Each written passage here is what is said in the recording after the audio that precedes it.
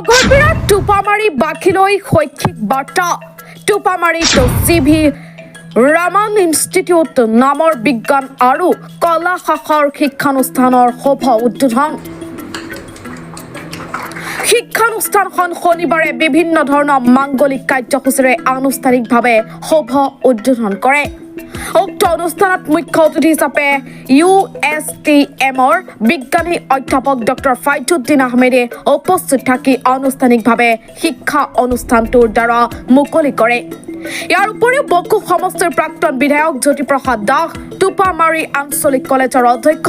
আব্দুল হাকিমৰ লগত বহু গণ্যমান্য ব্যক্তি অতিথি হিচাপে উপস্থিত থাকে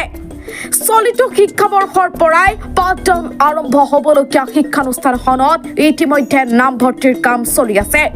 শিক্ষানুষ্ঠানখন পৰিচালনা ক্ষেত্ৰত সকলোৰে সহায় সহযোগিতা আৰু দিহা পৰামৰ্শ কামনা কৰিছে মুখ্য পৰিচালনা সঞ্চালক চাহাজুদ্দাৰ খান আৰু পৰিচালনা সঞ্চালক শহীদুল ইছলামে উল্লেখ্য যে শিক্ষা অনুষ্ঠানখনত ছাত্ৰ ছাত্ৰীৰ মাজত অনুষ্ঠিত হোৱা প্ৰতিভা সন্ধানী প্ৰতিযোগিতামূলক পৰীক্ষাত উচ্চ নম্বৰ পোৱা ছাত্ৰ ছাত্ৰী সকলক মানপত্ৰ নগদ ধনেৰে পুৰস্কৃত কৰা হয় আমাৰ সিনিয়ৰ সেকেন্ডাৰী বিদ্যালয় স্কুল চিভি ৰমন ইনষ্টিটিউট নামেৰে এইটো স্থাপন কৰিছে কেইজনমান উদ্যোগী ব্যক্তিয়ে শিক্ষাৰ প্ৰতি তেওঁলোকৰ আগ্ৰহ থকা ব্যক্তিসকলে লগ লাগি এটা টোপামাৰী বৃহত্তৰ অঞ্চলত পিছপৰা ঠাইত এখন মহাবিদ্যালয় স্থাপন কৰি আমাৰ অভিভাৱকসকলক বা ছাত্ৰ ছাত্ৰীসকলক যে আগবঢ়াই চেষ্টাটো কৰিছোঁ তাৰ কাৰণে মই কৰিছোঁ আৰু মই অনুভৱ কৰিছোঁ যে আচলতে বেলেগ কামতকৈ এনেধৰণৰ শিক্ষাৰ অনুষ্ঠানবিলাক যদি স্থাপন কৰা হয় তেতিয়াহ'লে আমাৰ সমাজখন বা ৰাইজৰ ব্যক্তিসকলে বা অভিভাৱকসকলে বহুতখিনি আগবাঢ়িব পাৰিব এতিয়া আপোনালোকে মন কৰিলে গম পাব বকো অঞ্চল বা ছয়গাঁও অঞ্চল বা মিৰ্জা অঞ্চল ইয়াৰ পৰা আগতে কি হৈছিল মিৰ্জা অঞ্চললৈকে মানে নানান ধৰণৰ একাডেমীবিলাকত ছাত্ৰ ছাত্ৰীবিলাকে অন্তৰ্ভুক্ত হ'বলৈ গৈছিল যদি এনেধৰণৰ অনুষ্ঠান ওচৰতে হয় তেতিয়াহ'লে নিশ্চয় অভিভাৱকে ইয়াতেই মানে আমাৰ ছাত্ৰ ছাত্ৰীসকলক অন্তৰ্ভুক্ত কৰিব তাৰ কাৰণে আমাৰ শিক্ষকসকলক আমি আহ্বান জনাইছোঁ ইতিমধ্যে আমাৰ জৰিয়তে যে তেওঁলোকে কষ্ট কৰিব লাগিব কৰ্তৃপক্ষই কষ্ট কৰিব লাগিব ৰাইজৰ সহযোগ থাকিব লাগিব গতিকে মোৰ অনুভৱটো হৈছে যে মোৰ ভাল লাগিছে আচলতে শিক্ষাৰ এটা অনুষ্ঠান আৰু মই নিজে সভাপতি হিচাপে বকো অঞ্চলত কেইবাখন মহাবিদ্যালয়ত জড়িত আছোঁ গতিকে প্ৰায় অভিজ্ঞতাৰ ভিত্তিত মই ক'ব খোজোঁ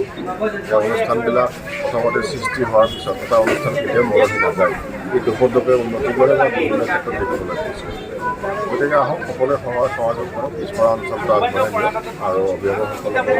নিশ্চয় এই বিদ্যালয়ৰ জৰিয়তে সময়ে সময়ে তেওঁলোকৰ মাজত যেতিয়া মত বিনিময় হ'ব তেওঁলোকক কিছু উপকৃত হ'ব বা তেওঁলোকৰ নলেজবিলাকো অভিভাৱকক বাঢ়ি যাব চিভি ৰমন ইনষ্টিটিউট অঞ্চলতে এক যুগান্তকাৰী পদক্ষেপ লৈছে আৰু যি নৱপ্ৰজন্মই সেই কামটো আগবাঢ়িছে মই সিহঁতক ধন্যবাদ জ্ঞাপন কৰোঁ কাৰণ ইহঁতৰ যদিও মানে য়ং হয় কিন্তু কাম কৰাৰ ইহঁতৰ বহুত হেঁপাহ আৰু টোপামাৰী অঞ্চলৰ পৰা এইখন ইনষ্টিটিউট পঢ়ি পেলাই যাতে IAS হয় IPS অফিচাৰ হয় কেম্ব্ৰিজ হাৰ্ভাৰ্ড অক্সফৰ্ড ইউনিভাৰ্চিটি যাতে কৰিব পাৰে সেই সক্ষম হোৱাকৈ যাতে এইখন ইনষ্টিটিউটৰ পৰা ল'ৰা ছোৱালী যাতে পাছ কৰি যায় মই তাৰে আশাবাদী আগন্তুক দিনত যাতে আৰু সুফল দেখুওৱা IIT হওক বা নীট পৰীক্ষাতে হওক মই তাৰে আশাবাদী আৰু মই বিলিভ কৰোঁ যে যদি বৃহত্তৰ অঞ্চলৰ যদি সহায় সহযোগিতা কৰে এইখন প্ৰতিষ্ঠানৰ লগতে নিশ্চয় এইখন অনুষ্ঠানৰ পৰা ল'ৰা ছোৱালীয়ে সেইবিলাক আৰামছে সিহঁতে এচিভ কৰিব পাৰিব সিহঁতক সকলোকে ধন্যবাদ জনাইছোঁ আৰু আপোনাৰ গমে পায় যে আমি একেবাৰে শ্বৰ্ট টাইমৰ ভিতৰত ডিচেম্বৰৰ 24 তাৰিখে আমি আমাৰ অনুষ্ঠানখন আৰম্ভ কৰিছিলোঁ আৰু এই আঢ়াই মাহ সময়ত আমি আমাৰ ইনষ্টিটিউটখন আজিৰ পৰ্যায়লৈ লৈ আহিব পাৰিছোঁ আৰু মই আগন্তুক আশাবাদী যে ভৱিষ্যতে যদি আমাৰ ইয়াত আমি নিশ্চয় আশাবাদী যে বহুত ষ্টুডেণ্ট পাম আৰু পালে আমি যিখিনি উন্নতমানৰ শিক্ষা দিম মোৰ তাৰমানে এনেকুৱা ধাৰণা আছে যে মই